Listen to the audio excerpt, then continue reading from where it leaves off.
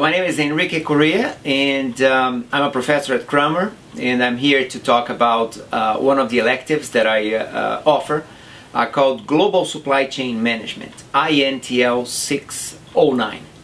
You have probably heard that competition nowadays in markets is not between firms, but it's between supply chains.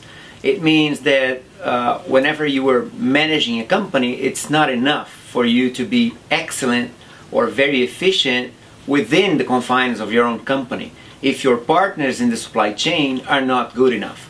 So you have to sort of start thinking about coordinating and managing this constellation of different companies that work together to serve markets, to achieve their objectives in delivering products and services.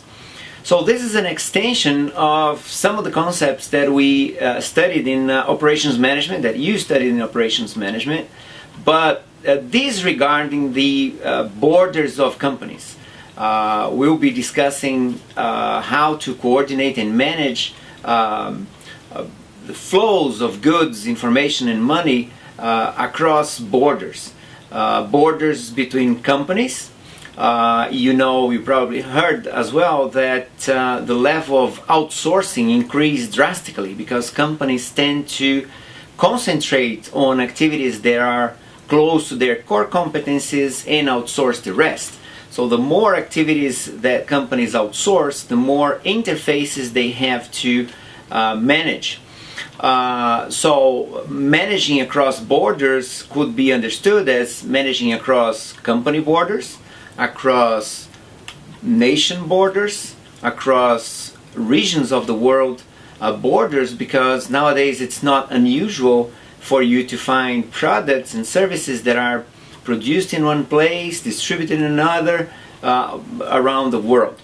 So this is a class that is team-based, heavily team-based, but you will self-select your own teams.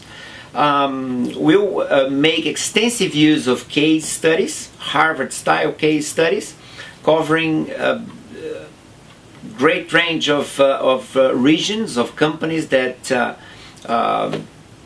are multinationals, or they have their flows of products and information and so on crossing borders, covering Europe, Latin America, North America, Asia.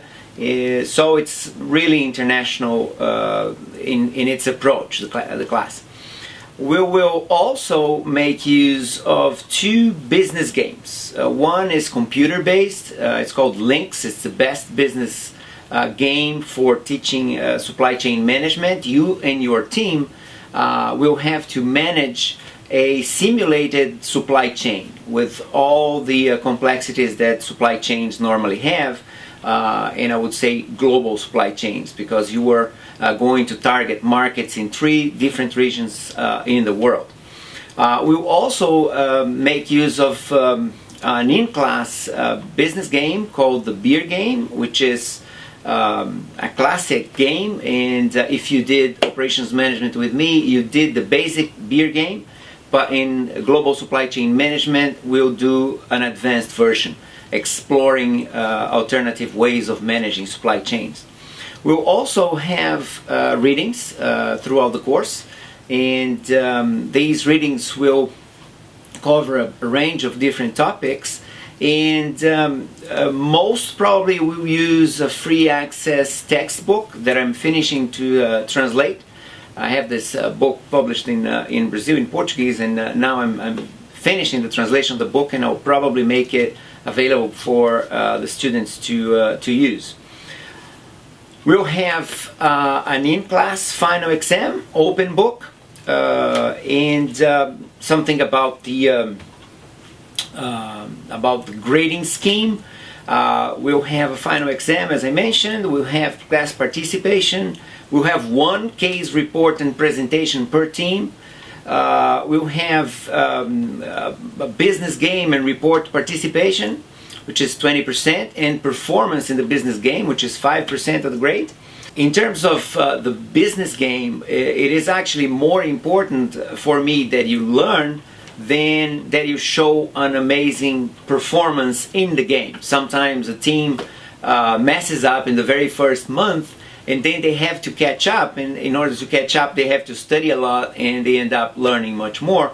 So I don't give a big weight for the performance in the simulation.